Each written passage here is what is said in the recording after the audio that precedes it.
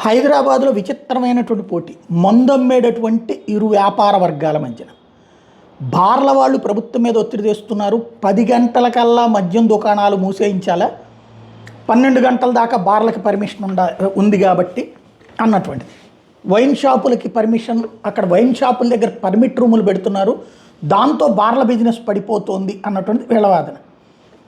Permit రూములు ఇచ్చింది ప్రభుత్వమే కాబట్టి అందులో తప్పేం లేదు, అయినా మేము కూడా 12 దాకా అమ్ముకోవడానికి పర్మిషన్ ఇవ్వండి అన్నటువంటిది వైన్ షాపుల వాదన. అంటే మేము షాపునే ఓ పక్కన చిన్న స్థాయి బార్లాగా తయారు చేస్తాం, రాత్రి 12 దాకా అమ్ముకుంటాం, షాపు లైసెన్స్ ఫీజుతో మమ్మల్ని నడవనియండి అని వాళ్ళు.